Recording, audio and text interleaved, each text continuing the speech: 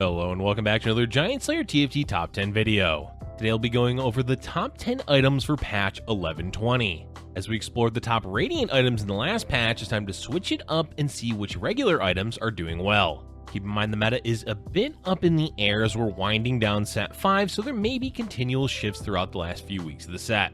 With that said, let's go ahead and start breaking down the top 10 items. But before we begin, please don't forget to click the links in our description. Give your support to everyone who helped make this video happen. We host many TFT tournaments with plenty of exciting content to come, so be sure to also follow our Giant Slayer TFT social media pages. Alright, let's get back to the video. Starting off our top 10, we have Shojin coming in at number 10. It's no secret that AP compositions have, on average, been less impactful in the meta than AD boards. That doesn't mean AP champions are ineffective, just the builds dedicated to a main carry dealing spell damage aren't all that common. There's plenty of useful AP champions in the meta, and almost all of them do well with Shojin. Even Karma can use Shojin effectively, though blue buff is the preferred mana item for her. Why Shojin is useful has to do with a theme we've seen continually throughout set 5, and that's high mana pools. Heimerdinger is the main culprit of this issue, but even Vel'Koz has a relatively high mana pool. There's very few champions where blue buff is worth running since the mana return is just not enough compared to the mana generation of Shojin. And in the current meta, we're seeing Heimerdinger rise up in value. Part of that is the buffs they gave him, but also Draconic being more common. Besides Heimerdinger, Vel'Koz is also a common AP carry, though less effective than he has been in previous metas. Teemo's another fantastic user of Shojin and is one of the best all-around champs in the game. There's plenty of other units that also use Shojin effectively. That said, it's not a prioritized item in most games unless the player is intent on forcing an AP board, since slapping an early Shojin isn't all that common. Overall though, if you're the type of player that leans towards AP boards or AP champs, Shojin is a great item to make. Moving on, we have Warmons coming in as the number 9 item. Defensive items are still a must-have for any board, though they aren't as high a priority in most games because it's not all that difficult to procure the components. This bottom list was a toss-up between Warmons and Sunfire Cape, as both items are built often in the early game to increase the defensive power of the front line. Sunfire adds in anti-healing and a bit of damage, while Warmons is purely defensive with a health boost. The reason Warmons takes the spot is because increased health is useful throughout the entire game. Yes, anti-healing is also useful, but it's not essential and can be skipped depending on the lobby. Warmons will always be fully effective because more health is generally the easiest way to boost any champion's ability in the front line. This is especially true for a champion like Nunu, who gains additional value from having higher health than other frontline units. Increased health is also good for quite a few synergies in set 5 that scale off of max health. Dawnbringer units will heal more, Skirmisher and Nightbringers will gain more shields, and Renewer champions will heal more. Plus, as we said, health in general is a great defensive stat since it pairs well with other defenses like increased armor or magic resistance, which set 5 has a lot of. The main downside for Warmons is that it's not a priority item. While yes, it is quite good, it's the type of item that you slam when you happen to have the components, not so much an item that you aim to build every game. It does its job well, but it's comparable to quite a few other defensive items. Up next is the number 8 item, Deathblade. On average, AD boards are going to be wildly more popular in the current meta than AP, which means a generic attack damage item like Deathblade is highly effective. It's not flashy, nor does it bring any utility, but the raw damage increase that Deathblade brings to the table is often worth making as early as stage 2. It just pairs so well with a lot of different AD champions throughout the game. But the fact that it's a one-dimensional item is what holds it back from being the absolute best, plus it is often overshadowed by its Radiant counterpart. Still, Deathblade is a nice and simple item that requires little understanding to use effectively. Just slam it on any AD champion and their damage will increase. Easy peasy. Switching back to defensive items, our number 7 item on today's list is Bramble Vest. Bramble Vest isn't as common of a frontline item as Warmons is, since it doesn't bring quite as much value in the early game, but it is one of the more valuable defensive items because negating extra crit damage is absolutely massive, especially when both Infinity Edge and Jeweled Gauntlet are common items in the meta. If you mix Bramble with some type of healing, whether an item or synergy, plus another defensive item, the item holder will be ridiculously difficult to kill. The best champion to give Bramble to is definitely Galio, who becomes a knight in shining armor for any composition, taking all the hits and surviving until the end of the fight. Knights in general use this item well since the crit damage is negated, then the damage that goes through is reduced further by the trait. Overall, Bramble Vest is more of a reactionary item than anything else, since you want to see how many players are playing crit-focused items or boards before committing to building a Bramble. And the regular version is about equal in value to the Radiant, so there's no worries about making it and feeling buyer's remorse later if you see the Radiant version in the armory. Since we just mentioned it, let's talk about our number 6 item, Infinity Edge. Yes, we did just say that Bramble Vest is a strong counter to Infinity Edge, and it is certainly something to be concerned about, as your main carry may end up dealing barely any damage to a Galio or other frontliner with Bramble. But that's just a risk that's worth taking, as Infinity Edge is often a huge DPS increase for several AD champions. Even on AP units, it can be worth running if they already have a jeweled gauntlet.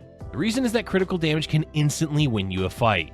There's certainly luck involved, but a quick burst of damage can get rid of pesky champions that generally survive longer in a fight. Worried about an enemy carry living long enough because of healing? Boom! They got bursted down by your Aphelios with Infinity Edge. Does your Heimerdinger have both crit items? Well, sit back and enjoy melting the enemy board. It's not a foolproof item for every situation. After all, we did just talk about the main counter to it, Bramble Vest. But Infinity Edge does add enough utility and damage to your carry that it's often worth saving an item slot on them for it. Coming in at number 5, we've got Rageblade. Rageblade has been a surprisingly effective item in the meta, though it doesn't inherently add any damage. What it does is provide attack speed scaling so that your main carry can ramp up throughout a fight. Previously, this was mostly used on Aphelios and is an essential item for him. Most other auto attack carries skip the item, making it relatively niche. But then, Draven was reworked to no longer require Last Whisper, as he now passively ignores 50% of the enemy's armor, meaning a free item slot opened up. Rageblade isn't the only viable third item for Draven, but it is definitely strong. This meant 2 carries in the meta were able to use Rageblade. Lucian can also use it since its ability scales with attack speed. Other champions can also use it, albeit less effectively than Lucian, Draven, and Aphelios. Rageblade also adds a bit of AP, so it's not completely useless on those champions, especially when paired with a Shojin. Overall, Rageblade is one of the stronger utility items in the game, particularly on any board where the main carry has enough time to scale in a fight. Let's move on to the next item that comes in at number 4, Shroud. First off, we should preface this by saying the Radiant version of Shroud is insanely good. Like, ridiculously good.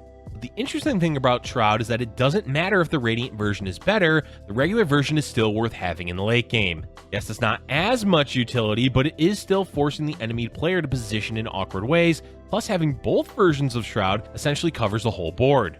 Good luck positioning against that. You may be thinking that Shroud isn't as effective in a meta where AP boards aren't that common compared to AD. But that doesn't matter, since the majority of champions still rely on casting their abilities to be effective, especially any units with CC. There's no doubt that Shroud is one of the best utility items in the game, though we do mostly recommend it for the late game, as it's not quite as useful earlier on.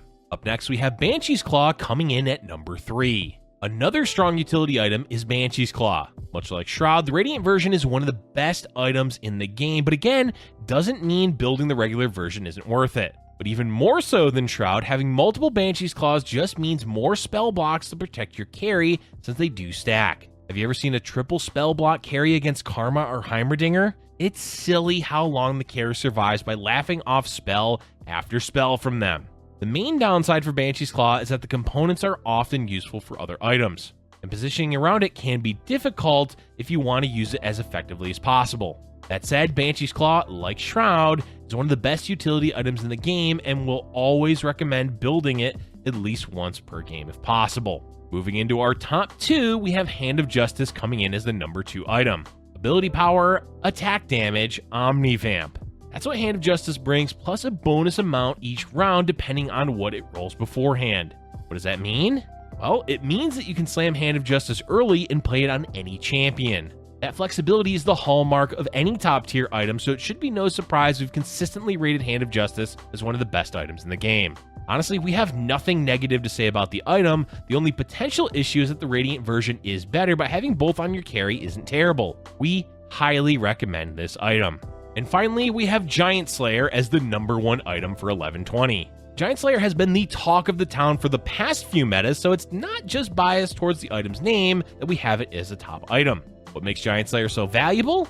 Being able to deal with hard-to-kill frontline champions because of the increased damage. It's also just in general a DPS item for any damage-dealing champion, but the main reason is how effective it is against high-health targets. That may seem too simple to be the best item, but frontline champions in set 5 are ridiculously hard to kill. Any item that gives you an advantage is key to winning, and Giant Slayer is one of the best at doing that. Being able to flex between AP and AD champions is also important to note, though it is primarily used on auto-attack champions like Draven or Aphelios.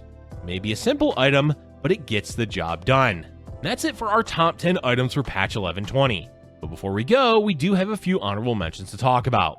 Our first honorable mention is Archangel Staff. There is a distinct lack of AP carry items in the top 10, and that is mainly due to the diminished presence of AP boards in the meta. They're viable, of course, just harder to pull off consistently. Archangel is an item that does well on champions with high mana pools, particularly Heimerdinger, since his mana pool is massive. But it's effective on most AP units as it ramps up their damage throughout the fight. What mainly sets Archangels apart from the other AP items that you can use outside of AP carries on champions like Galio, Aphelios, or Yasuo. But it's not a high priority item, hence why it's only an honorable mention. And our other honorable mention is Frozen Heart. Assassins may not be doing all that well, but Diana is still up there as one of the more valuable champions in the game. And what items does Diana use oh so well? Frozen Heart. It's also effective on any champion that can access the backline like Volibear, Viego, or Kennen, but the primary user will generally be Diana. But not every board uses Diana, and not every game with Diana has Frozen Heart, so we can't move it into the top 10. Still, it's an effective item for disrupting the enemy backline, so if you have a champion that uses it well, we recommend building it. Alright, that's all we have for you for today, folks. Surprisingly, they didn't do any crazy item changes for patch 1120. That means the overall item meta is in quite a stable spot, with multiple items viable, whether that's defensive, offensive, or utility. Let us know in the comment section below what items you're having the most success with. Thank you for watching, and if you're enjoying our content, be sure to hit the like button and subscribe for future Giant Slayer TFT videos.